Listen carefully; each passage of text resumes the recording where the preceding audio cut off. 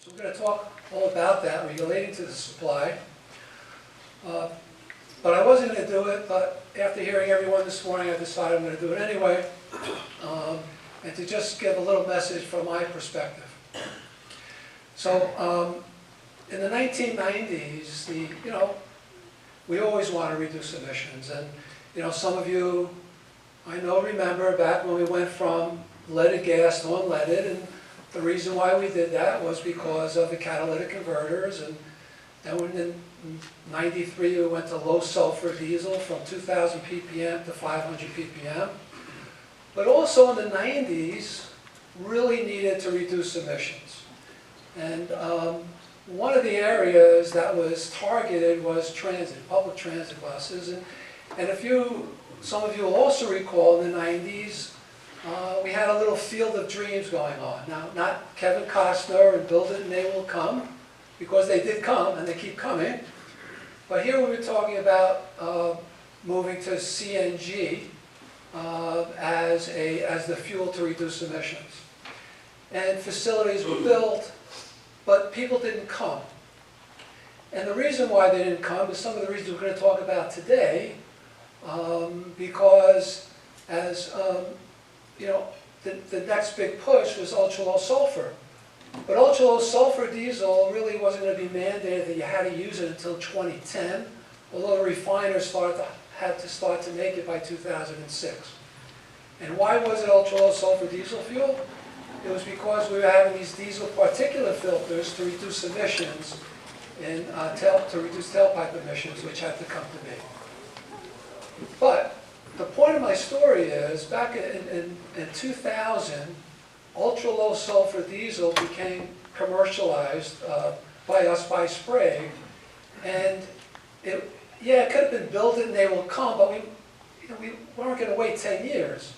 But what made it jumpstart the industry and enabling other transits throughout the Northeast, City of New York, the State of New York, the Port Authority, the MTA to use is because we had our anchor, I call it the anchor tenant, that anchor user who was going to be using the product consistently over time, which then made it, gave us the opportunity to have the product produced, store it, and deliver it, versus having product produced, sitting with it and waiting for it for somebody to come use it. And that's really the key. So if there's a need, and people are committing to a particular product, whether it's diesel or some other types of technology, whatever, there are suppliers that will supply it. So I wanted to make that point. And before we go even further, you heard about biodiesel, bioheat, renewable diesel. You're going to hear about renewable heat. Not everybody knows what that really means and what they are. So I'm going to ask Michael to give us a definition so we all understand what each one of these products are. So as we talk about it, it'll be clear to everyone. Michael. Sure, thank you, Stephen. So biodiesel, we'll start with biodiesel as it's probably the most commercially known of the biofuels that's being utilized in New York State today. Without getting too technical, and I've got to be careful how technical I get because I'm not as technical as there are a lot of people here. The process is simple. You're taking a waste oil. It could be a soybean oil. It could be an animal fat. It could be distilled dried grain oil. It could be used cooking oil. And you put it through a process that's called transesterification. And you'll integrate a catalyst, oftentimes a methanol, into this transesterification process. And then out come the other process, you'll have fatty acid methyl esters, which we call biodiesel, and glycerin, which is kind of peeled off as well. And we have biodiesel. Renewable diesel is a bit different. It really follows the refining model and is refined in a refinery that is retrofitted, similar to the traditional way we refine a barrel of crude.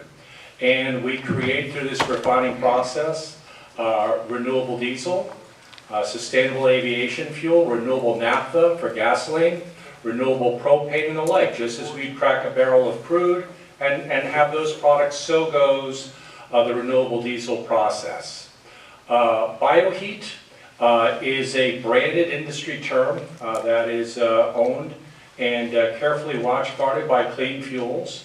It has 3 different components to it. BioHeat is a 2% to 5% blend of ASTM 6751 biodiesel blended with ultra-low sulfur heating oil. BioHeat Plus is blends of B6 to B20, and BioHeat Super Plus are blends of B21 to B100 for the different types of heating values that you can utilize in BioHeat. There are ASTM standards that encompass these standards. All of these fuels are fit for purpose. Part of what I'll speak about with Nora is really our emphasis on what BioHeat Super Plus is going to be, those higher blends of B21 to B100. But that's a brief synopsis, I think, Stephen, of what the fuels are. Thank you very much, Michael. So Sandy, could you please talk about where you've seen renewables in certain states, how they benefited from it? I think we've seen a number of unique things. If we look at California, obviously, who has had a program for a number of years, they've included a tremendous amount of renewable fuels, whether it's biodiesel or renewable diesel, into their fuel stream. And so we've seen that that's grown significantly. We've also seen other things that have been happening too. So we have facilities located along the West Coast. So we have 6 facilities located in California, 1 in Oregon, 1 in Washington, and then 7 in Canada. And all of those regions now have biofuels programs. And what we've seen is growth in terms of jobs and employment and wage growth. And that's been very positive. It's a number of great things. We've also seen particulate emissions being reduced significantly, which we all want. And so I think that there's just a number of things that we've seen. So in terms of jobs, in terms of fuels that help the environment, and in terms of particulate matter, which can have health benefits for everybody. So, thank you very much. And John, since you brought up the Paramount, and everybody hears Paramount on TV and the news radio all the time, tell them what your Paramount is about.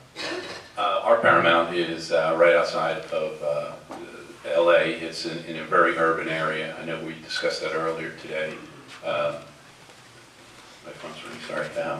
But right now, where our refinery sits is the largest high school in California. That's Paramount High School. We also have a middle school and a grade school, and condos and a trailer park right next to our facility. It's the closest residential facility to a refinery in America. And it used to be an old oil and gas refinery that we've now refurbished into a clean, green refinery, which is, when you talk about the reason for particulate matter and cutting that, that's what we're about. Our company is a privately owned company that is passionate about green energy. Our project is somewhere in the neighborhood of about $2 billion. We have permitted the project in April 2022, and it happened to be on Earth Day, which was a great day for us. We're going to take that refinery and go from 5,000 barrels a day of renewable low-carbon fuels to 25,000 barrels a day. And the majority of that will be either SAF or renewable diesel. But we also are planning to do green gasoline. So there's a couple customers that have projects going on in fleets of cars that would like to have a green gasoline, and we can make that. Mike mentioned naphtha. We take naphtha, we combine it with the 85 and actually make that into green gasoline. So it's very, very important, especially as a lot of us are talking today about particulate matter. We are going to substantially reduce particulate matter in a very highly densely populated area. Thank you. And although, when we go, whether we're going to charge our electric vehicle, or we're going to put gasoline or diesel in our car, or we're waiting for a delivery of heating oil or electricity to heat our home, you know, it gets there, we really don't think about how it really got there. We're using it. And until we have a problem with it, you know, then people start to ask questions. So we kind of like take it for granted. And many of us in this room do not take it for granted because you need to have your BTU, you need to have your fuel when you want it all the time. So, Chris, could you talk about how you know, the feedstocks you're using, how they come to you, and how you produce that quality product so people aren't going to have a problem when they learn to buy a nice, fast heating oil or diesel? Sure. I've been doing this for about 16 years now, and when I first started, you know, the industry was still relatively in its infancy, and everybody was concerned about alternative feedstocks. Everybody knew what soy methyl ester was, SME. They all wanted that. Well, unfortunately, it was the most expensive feedstock available at the time. So from a quality standpoint, let's go with SME. We know there's no problems with that. It's easier to make. And we spent a lot of our time and effort just helping to work with the customers and, you know, to teach them the differences between the feedstocks, and if it's made properly and if it's handled properly, there were no performance issues between the two. And now a lot of our customers are just feedstock agnostic. Give me, you know, this cloud point, or give me this cold flow property, instead of worrying about what the feedstock is or what the fuel is made out of. We adhere to BQ 9000 standards, which is similar to an ISO in other manufacturing. That is also a program that's overseen by Clean Fuels Alliance. So our manufacturing standards are pretty exact, and we spend a lot of time and effort in terms of fuel quality. Thank you. Michael, almost going to give you a twofer. First, you know, if you could explain to the audience how renewable diesel, how biodiesel plays the integral part in your effort, but also quickly talk about the net zero home. Sure, Stephen. And I'm also just going to kind of tag along to what Chris was sharing about the changes in feedstock. The other change that we've seen over the last 8 to 9 years through the advent of the California Low Carbon Fuel Standard is the assigning of a carbon intensity to that feedstock. The feedstock world has changed dramatically over the last 4 to 5 years. It's become much more lucrative. And the value of that carbon intensity is critical. As we're looking at numbers earlier this morning, and we're looking at the decarbonization, that decarbonization is coming through organic farming. It's coming through a whole host of initiatives to drop that carbon intensity. And that's significant for a role that NORA can play. So, as I shared before, NORA right now is trying, if I want to use a hockey analogy, you know, we're not going to tell anyone in the heating oil industry how to run their business. They've been doing that successfully, many of them for over 100 years. But what we try to anticipate is where the puck is going to be. So where the puck is going to be is decarbonization. And that's what we're talking about now. So NORA has several programs that we're working at right now at our lab in Plainview, New York. We're working right now on testing of B50s in the field, being utilized today by homeowners, B100 blends that are being utilized. And as Stephen alluded to, we're going to start soliciting renewable diesel from domestic producers where we can do testing at the NORA labs with various blends. What we're looking at doing right now are 3 sets of tests, an RD95B5, an RD80B20, and an RD50B50, so that we can look at this from a carbon intensity, but also from an economic standpoint of what could be practically viable. Along that, Stephen alluded to the net zero home. It's actually a very simple concept. What we're doing is we're looking at the carbon intensity of biodiesel. Donnell had shared with us this morning that on average it's at about 74, 75%. So we're looking at sizing a home with solar panels at 125 to 130% of what the home's load is, thereby which we're creating a net zero home. This is something that we're rolling out to the state associations. Several of our state executives are here, and each of them have been very supportive of this type of an initiative, where through liquid heating, we can create a net zero home today. Again, circling back to the underlying theme of today, which is the most important ton of carbon to mitigate, is today's carbon. And liquid heating can do that today. The other program that's going to tie into the net zero home, we're working with 3 generator manufacturers that will be working with us on a B99. So not only will that be a net zero home, but that'll be a home that can also be off the grid if there are any power interruptions. So these are just some of the programs that NORA is working on right now on behalf of our liquid heating oil industry. Thanks, Michael. So, Sandy, John, and Chris, we brought up this morning about feedstock. Let's talk about feedstock. Sandy, why don't you go first? So in terms of feedstocks that we can use, there are a multitude these days. So we typically use waste feedstocks as darling, so in DGD. So we're looking at used cooking oil. We're looking at things that come out of the rendering industry, like tallow, animal fat, poultry fat.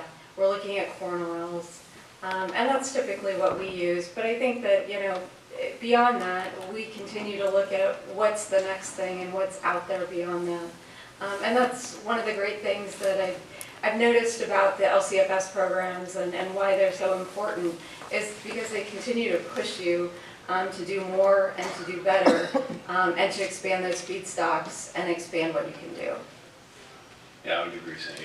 The only thing I'd say is probably kelp is the other thing we're looking at, where that grows kind of organically and keeps growing. So and then taking a wide variety of feedstocks is going to be very, very important. Right now, as part of the conversion project, we only take one source of fats right now. As we expand, we're going to be able to take in many different forms of feedstock, and that's going to be important because we certainly just can't use one. So, yeah. I agree. Our approach has been to, in terms of managing our carbon footprint, looking at, the trade range where we're drawing our feedstocks from. So we like to try and get the stuff that's as close to our manufacturing facilities as possible to limit transportation costs. So we're running anything from virgin vegetable oils, soybean oils, to used cooking oils, to rendered products, to waste products coming out of the ethanol industry. America has always been very innovative and entrepreneurial, and that spirit is at work today, looking at new cover crops, new feedstock, new fuel, direct crops like a carinata. So that next oil seed is coming, it's in development now. And I think that really getting back to the first session this morning, we brought up ASTM specs. So marketers and suppliers who will buy from processors, refiners, and producers, we used to be looking for a specific feedstock because one feedstock might do better in the wintertime than another. But today we don't, and for a long time we don't. We go for what the ASTM spec is, the American Society of Testing Materials. They have a spec, you have to meet that spec, and that's how most people will buy product, and that's how even on Michael's side, on the heating oil side, let alone on the engine manufacturer side, you have to meet a certain spec. So, and that's really key with that. And since we're on the side of feedstock, what about capacity? What do you see in the next few years or 10 years to come relating to having enough feedstock? So I'll start maybe, since we're the feedstock guys. I think that it's always been a concern that there's not going to be enough feedstocks. It's never been a problem. What it's done for us is it's caused us to go back and look at what we do and try to make it better. So we try to make our facilities more efficient. You know, we try to, in terms of our collections, make sure that our collections pick up the most, so we're optimizing our collections, making sure that we're using automated equipment that helps us reduce the amount of miles that we're traveling as we're trying to collect that. We're trying to make our processes better in terms of rendering and getting more fat out of the product. And so it's just made us more efficient. And I foresee that happening and continuing to go on throughout the future. Thank you. John? Yeah, I would agree. I mean, it's always been a concern is where are you going to get the feedstock? And as you see more and more plants coming online, you've got 2 more in California this year that'll come online. But it's really that variety of being able to look at other feedstocks and looking at what the next new product's going to be. It's going to be important that you can take in a lot of these feedstocks into your refinery and make fuel from it. So it's just being able to adjust and have that. It's going to be critical. I agree. I'll just add on, you know, I've been doing this long enough to have seen used cooking oil trade for, you know, 9 or 10 cents a pound, and I've seen it trade just shy of $1 a pound. And you know, as it's moved towards the higher end of that range, it opens up the door to new technology or more efficient collection.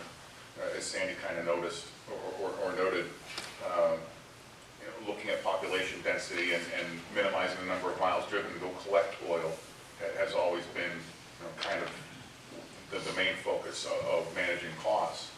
Now with a little bit more revenue side, you can expand out and collect oil from areas that may not have been profitable before, and we're taking material out of landfills. It's also going to open up to imports as well, to where, you know, collecting in some other nations hasn't been, you know, economically viable in the past. It is now.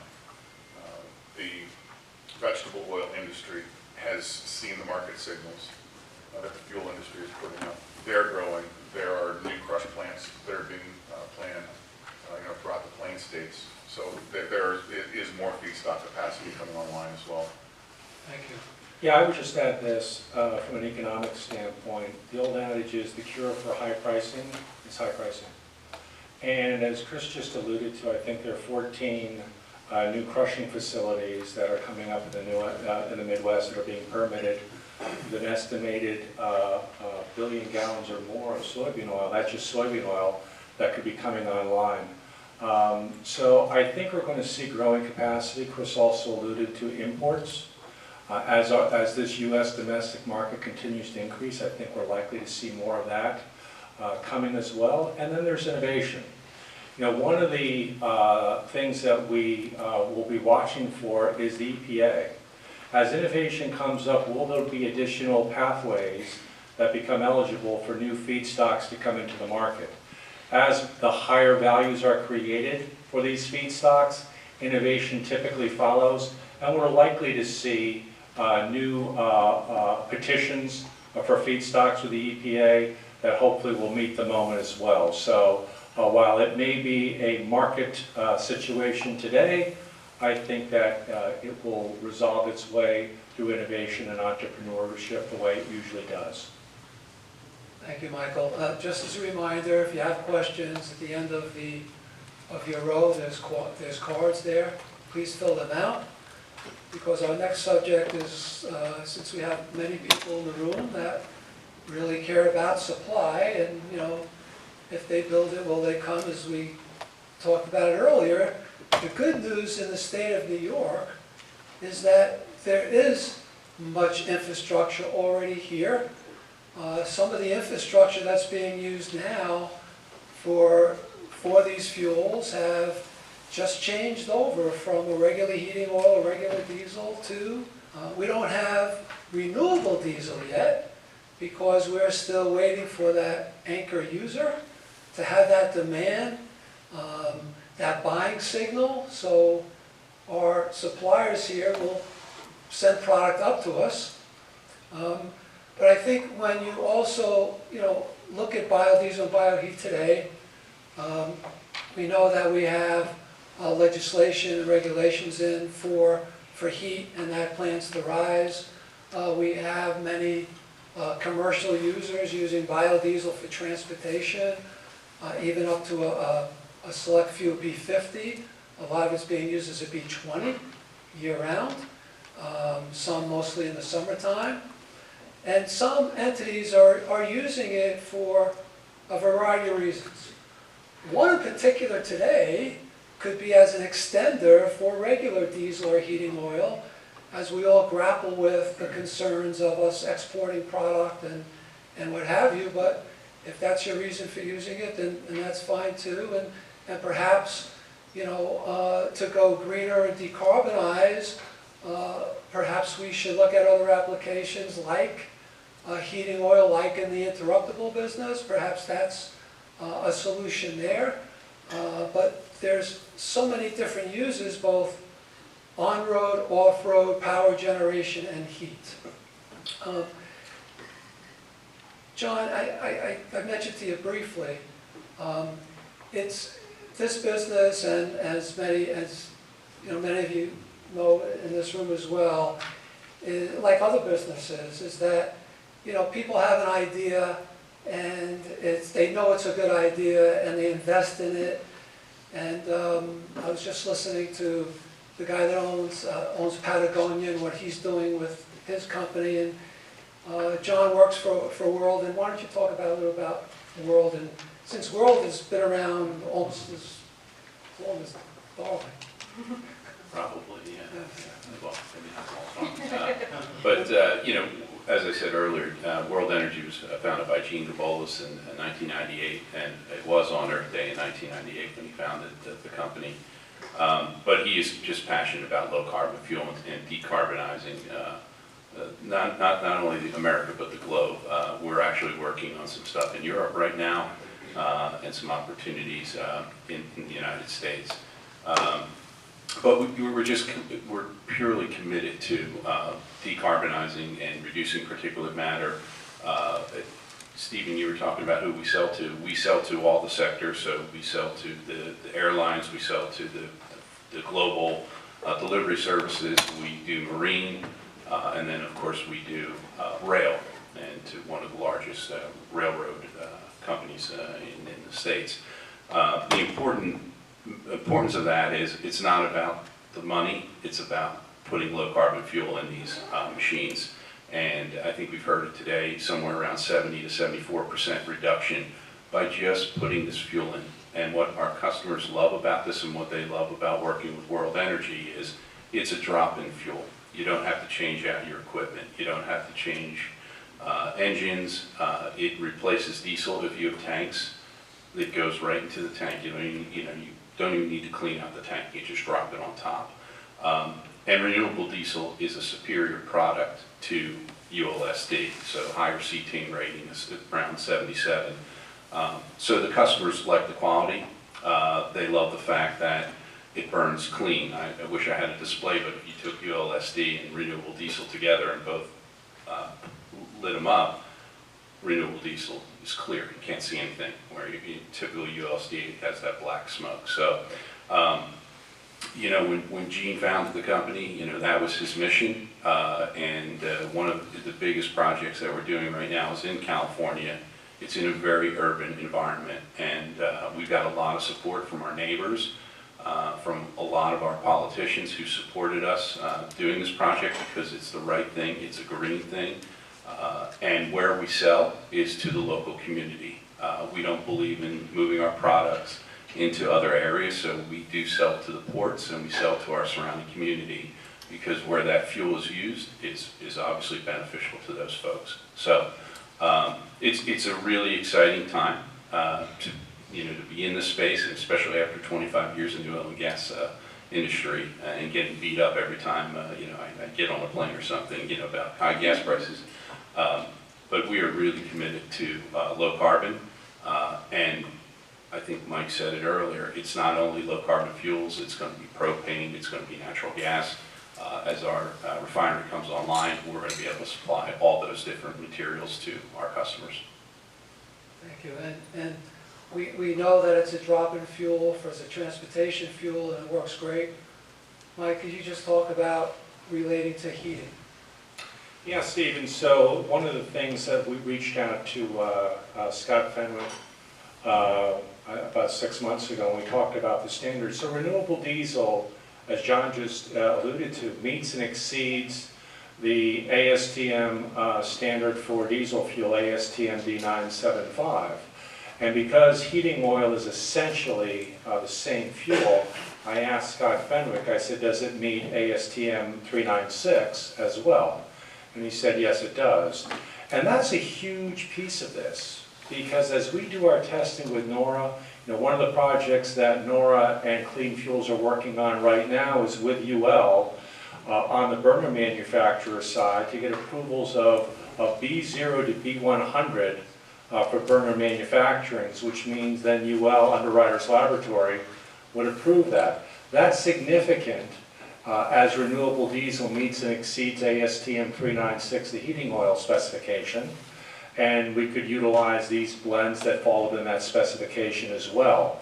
So that eliminates some of the blockades that people like Stephen and I remember years ago as these standards were coming up, that it is recognized under these standards, both ASTM and hopefully in the next couple of months, UL as well. Thank you. Anyone else? Great. So, so when we talk about supply to New York, normally with traditional fuels, supply comes from all over the world. It comes up the pipelines. It's produced, some of it's produced local refiners, which there's only a couple left. But when we talk about renewable diesel, we talk about biodiesel and bioheat, and I'm going to call it renewable heat too. Let's talk about how the product would come up to New York. Sandy? Yeah, so I think, there are a number of ways that it can come up. And we had mentioned, John had mentioned what an exciting time it is for us as producers. But I think it's also an exciting time for those of you who may be buyers as well, because you have so many projects that are coming online and so many options. And with that, there are a number of ways that that can be distributed.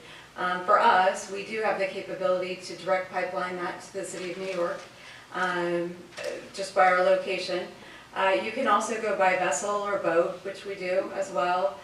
There's rail, there's truck, etc. So there's just a variety of ways to get it there. And then that's from a national outlook, but we also have some producers on the biodiesel and bioheat end here in the Northeast as well, similar to Chris. And Chris, why don't you talk about how you distribute product? Sure. A lot of our product, minimizing transportation costs, is done within 300 miles of our plants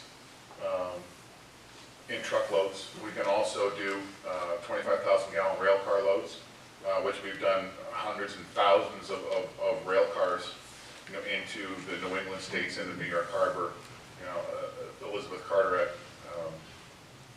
the typical IMTT terminal type business. We've also done, in a prior life, from a regulatory standpoint, we did a lot of ocean-going vessel shipments out of the Port of Erie with that product going over to Europe. So we also have the same waterborne capabilities, whether that be a 2,500 metric ton barge or a 10,000 metric ton ocean-going vessel. We have the ability and capabilities of loading bulk liquid transport on the water.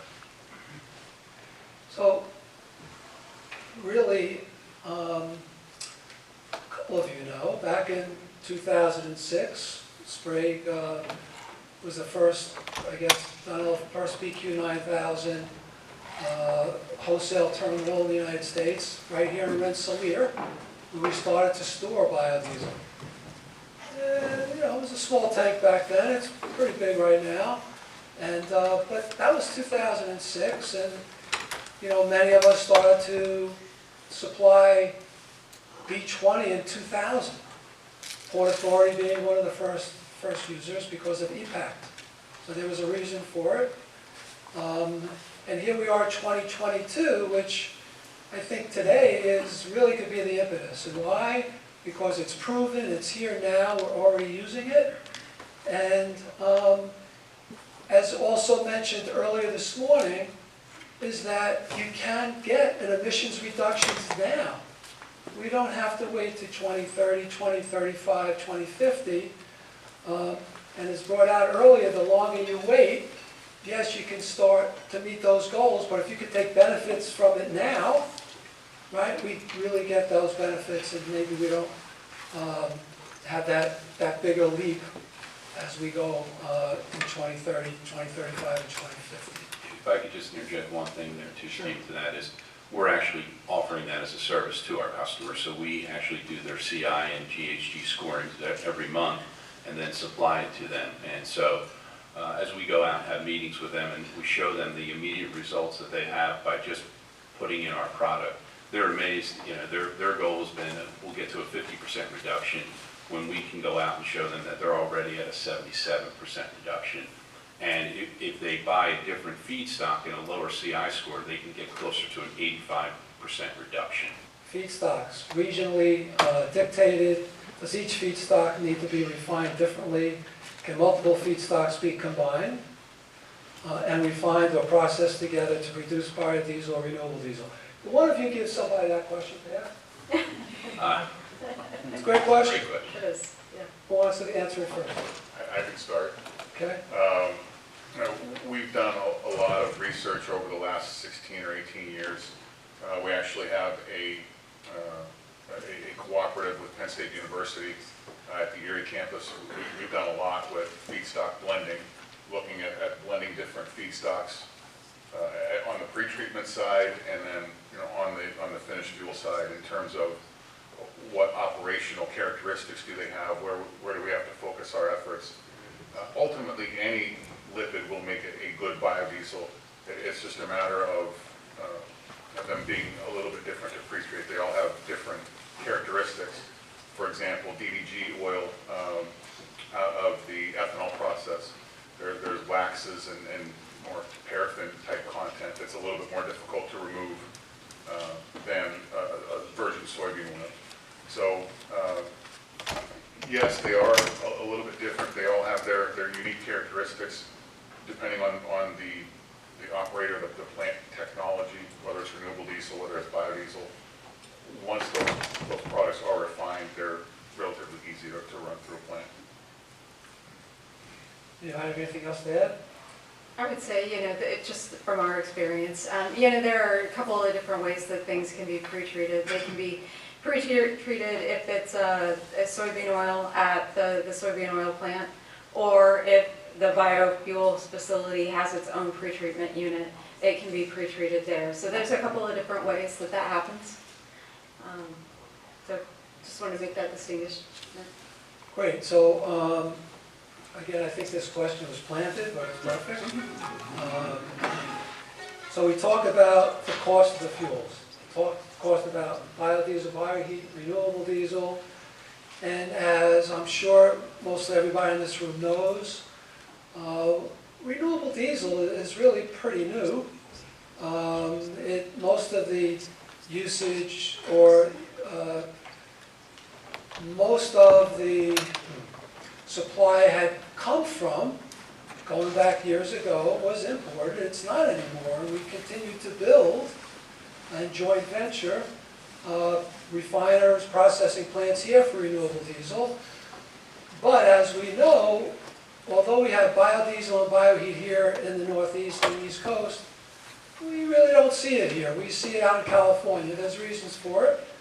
And so I guess we can make this a combined question, talking about the costs above traditional ultra-low sulfur diesel fuel and heating oil, as well as why, at least in the past, renewable diesel was going to California, and what could be happening here now in the Northeast. So, John, I know you fighting a bit here, so. Well, it's on par with ULSD. We sell it right now. It depends on the blend, so we, at our truck rack, we can either do an R99, an R95, an RD9010, or an RD8020. So we have a variety of ways to sell the product. The higher and the more renewable, the more it's going to cost. It's more expensive to make. But the majority of our product that we sell at the rack is an RD80 B20. And our business continues to grow because we are competitive. The other thing that's happening in the landscape in California is most of the retailers have gone to a renewable diesel at their facilities. So as we were educating customers, a lot of our competitors or peers and partners of ours were actually putting it at retail. So what you're finding in California today is a lot of marketers are canceling their ULSD contracts and switching over to renewable because it's that popular. And the acceptance of it, as obviously once you put it in the vehicle, you see no changes. You know, again, it's all about what's good for the air, right? So to me, you know, we've been competitive with it.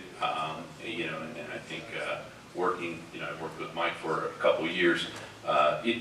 You gotta hook them in, you gotta bring them in. So we priced it very competitively, and we continue to do that. It's not any more expensive. Sandy? So, excuse me, so, you know, for us, it required, excuse me, a significant investment. Excuse me, because we have a green belt. Okay. Wow. Maybe you should go on. Okay, Mike? Yeah, one thing I just want to make sure that we have a context here when we're talking about California. California has a low carbon fuel standard, as many of you know.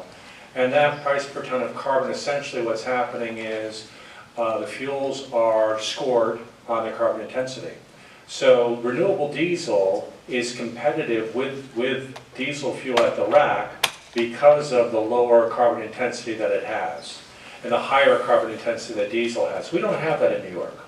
We don't have that yet in the Northeast. It's something that's being discussed, a clean heat standard.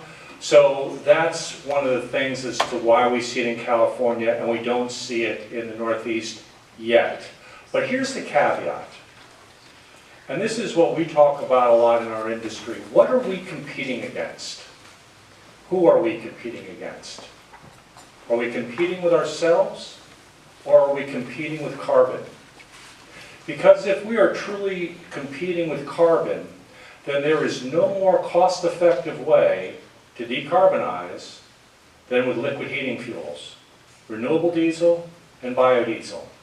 The infrastructure is there, as Stephen said. The tanks are there, the distribution is there. Is the pricing for renewable diesel more? Yes. Is there a more inexpensive way to decarbonize? No.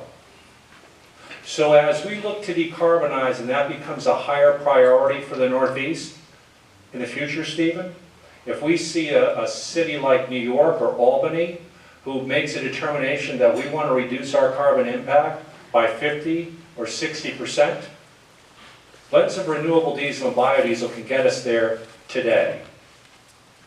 So it's not theoretical, it's something that's real. And so I think as we get our arms around our carbon goals, we'll see that renewable diesel, although it may be more expensive today than heating oil and diesel, will have a tremendous place here because of its ability to mitigate carbon as or more cost effectively than any other energy source.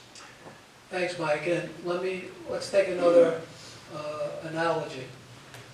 So, when the Apple phone first came out, it was pretty expensive because it was really the only phone. Now you have other manufacturers, and what happens when you're not the only supplier anymore? Prices will come down. When there's more demand and more users, prices come down. When we started ultra-low sulfur diesel fuel, it was expensive.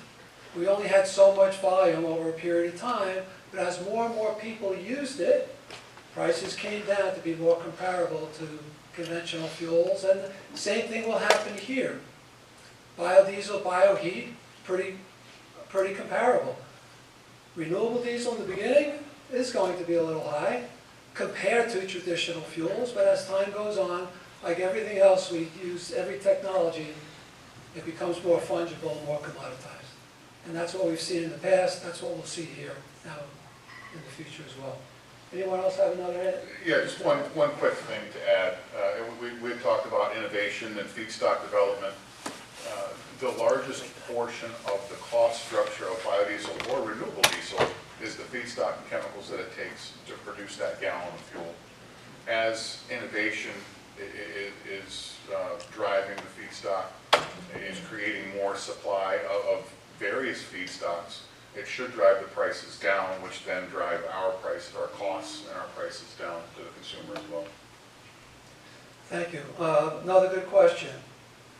Maybe your voice is clear, maybe not. Let's see. How is carbon intensity calculated for these renewable fuels? Somebody want to talk about carbon intensity and how they do it in California? It's not just renewable fuels, but bio and so on too. I'll take a shot. So the carbon intensity, when we're looking at it, it really looks at how much energy we're using in our process to collect that used cooking oil or the feedstocks, whatever feedstock you use. It looks at how much energy do you use in your bio facility to convert that from a fat to a renewable diesel or a biofuel or a biodiesel, and then really to get it to the market. And so it looks at that entire life cycle, and it looks at, how much, it compares your natural gas versus your production. It compares your electricity versus your production to come up with that carbon intensity score. And depending on the feedstocks, it may go back and look at, if it was soybean oil, it takes into account some farming attributes and things like that. So it looks at everything from the very beginning to the very end. And what we're trying to do is we're trying to get that number to be the lowest that we can. Yeah, I think as Sandy said, it's a life cycle analysis that is constantly evolving.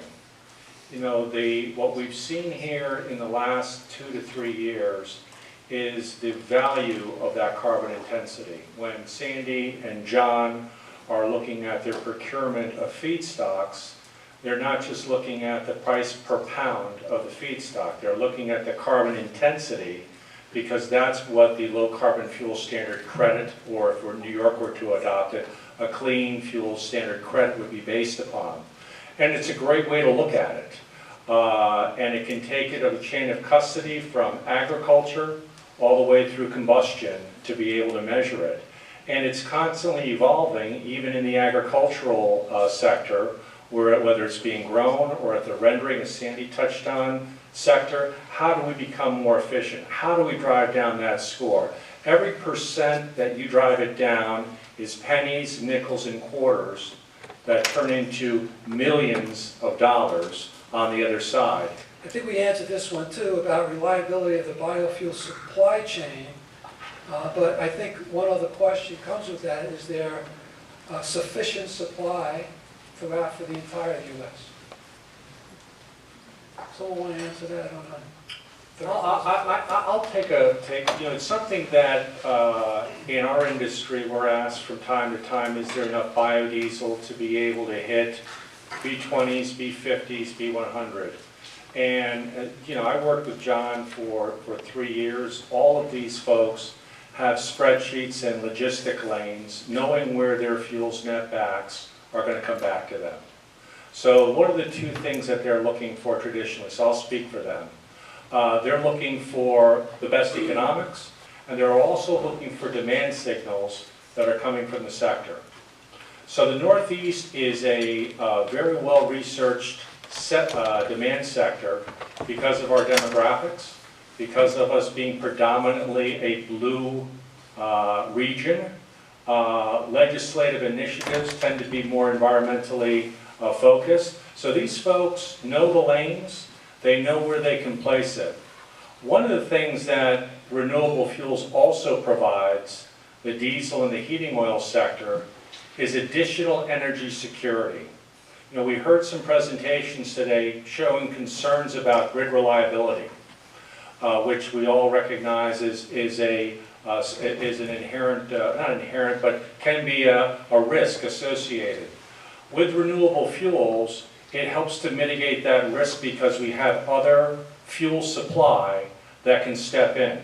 If you're blending heating oil or diesel fuel with 20% biodiesel, well, that's 20% of those diesel fuels or heating oil fuels that they can augment in a supply situation. Same with renewable diesel.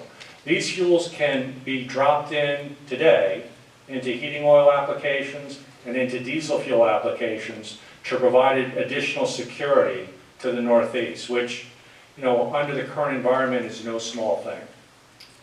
Thanks, Mike. So just one other announcement, and I'm going to ask everyone to just give a quick 30-second wrap-up. Argonne is having a Greek model training workshop November 7th and 8th in Chicago. For those few of you that want to learn more about Greek model and CI, carbon index of the fuels too. So thank you for your attention. We'll just ask everybody just to wrap up and give a 30-second summary. Okay. You know, I think that there hasn't been a more exciting time in terms of biofuels. The things that it can do in terms of reducing particulate emissions, the availability of biofuels, the number of projects that are coming online that can support the supply, and I feel grateful that I get to be a part of this industry and trying to reduce emissions and help disadvantaged communities and help people achieve their targeted reduction goals, and we get to play a part in that. I first thank everyone for the invite today. Just listening to the speakers earlier today, and I learned a lot, and especially about the grid and everything else. It seems easy, but really when I think about what we're doing in California and such, the passion around what's happening not only in the over-the-road sector, but SAF with jet fuel, with marine, with rail, and then to have an opportunity to market in New York is just exciting to us. Couldn't pick a better state than New York, and as New York goes, the Northeast will go. And it's just, I think Sandy said, I said earlier, it's really a great time to be in the renewable space. Every day I wake up and I feel good about what I do, what our team does.